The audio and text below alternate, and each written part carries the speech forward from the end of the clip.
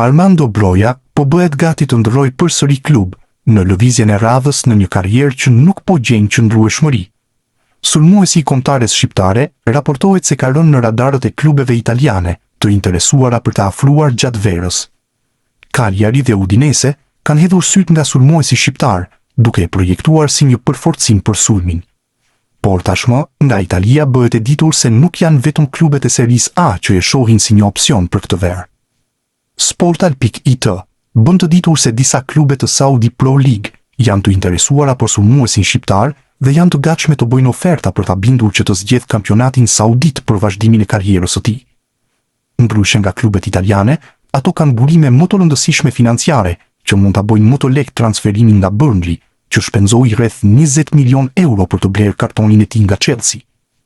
Tani, mbetet të shihet se cila do të jetë zgjedhja e Brojës, por largimi i tij nga Burnley duket gjithnjë më i sigurt. Adri Mehmeti është një nga talentet më të vlerësuar të datëlindjes 2009 në futboll. Mesfushori i New York Red Bull në Amerikë aktivizohet si titullar, edhe pse vetëm 17 vjeç. Klube me emër në Europë po monitorojnë Mehmetin. Deri tani nuk bëhet fjalë për negociata apo oferta zyrtare, por vetëm vëzhgim të talentit në fjalë. Konkretisht përmenden emra si Bayern Munich, Chelsea dhe Arsenal. Prindërit e 17 vjeçarit e kanë lënë të hapur mundësinë për të përfaqësuar Shqipërinë në të ardhmen. Fakt është se Mehmeti vlerësohet maksimalisht, dhe nëse bëhet fjalë për rikthimin te Shqipëria, nuk do të ishte kalim te moshat, por menjëherë në kombëtaren A. Vedat Muriqi është zyrtarizuar nga Fenerbahçe.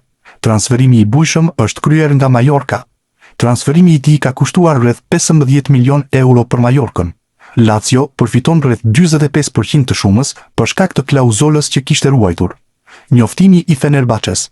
Futbollisti Vedat Muriqi, me të cilin klubi ynë ka arritur një marrëveshje në parim, do të mbërrijë këtë mbrëmje në Stamboll për t'u nënshtruar kontrollit mjekësor dhe për të përfunduar fazën e fundit të bisedimeve për transferimin. Aeroplani që transporton Vedat Muriqin do të ulet sonte në orën 21:00 në terminalin e fluturimeve ndërkombëtare të aeroportit Sabiha Gökçen International Airport. E bëjnë këtë njoftim për dijeni të opinionit publik. Teuta ndërkohë nuk përfiton as pak nga ky transferim. Në momentin kur ndërpreu marrëveshjen e bashkëpunimit me Muriqin, pas vetëm një sezoni, Dursak i dhan atij një dokument nëpërmjet të cilit hiqnin dorë nga çdo lloj përfitimi të mundshëm financiar prej lojtarit, duke e lënë plotësisht të lirë.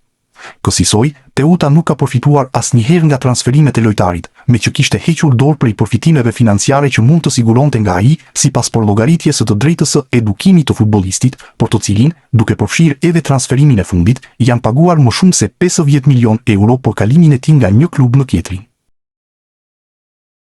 Merkatoja e verës në Itali pritet të ketë emrin e Steven Shpendit, mes atyre që do të jenë në qendër të vëmendjes nga klubet e Serie A dhe B. Sulmuesi ka shkëlqyer në edicionin e fundit tek Empoli dhe për të është folur shpesh se ka interesim nga klube të ndryshme. Një prej tyre është Padova, po në Serie B, pasi trajneri i ri ka kërkuar me ngulm të ketë sulmuesin të cilin e kishte drejtuar edhe te Carrarese.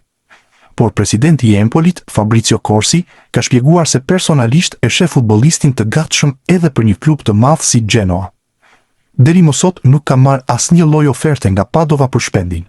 E kam thënë që e shoh më shumë te Genoa se sa te Padova, nëse do të mbrijnë oferta, do t'i dëgjojmë. Thuhet se drejtuesit e Padovas kanë potencial dhe se janë shumë të pasur. Të shohim çfarë do të ndodh, ishin deklaratat e tij për mediat italiane. Ndonë se Shpendi ka qenë një emër i cili ka bërë mirë këto vite në Itali, ai nuk ka marrë ende asnjë ftesë nga kombëtarja A, ndryshe nga binjaku i tij, Christian.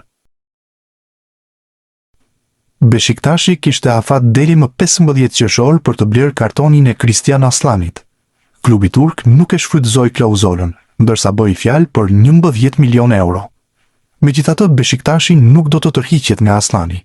Përmes fushorin e Shqipërisë do të kërkohet ulje nga Interi. Corriere dello Sport tregon për interesin që Beshiktashi vazhdon të ketë. Interi ndërkohë është gati për ta shitur mes fushorin e kombëtares shqiptare.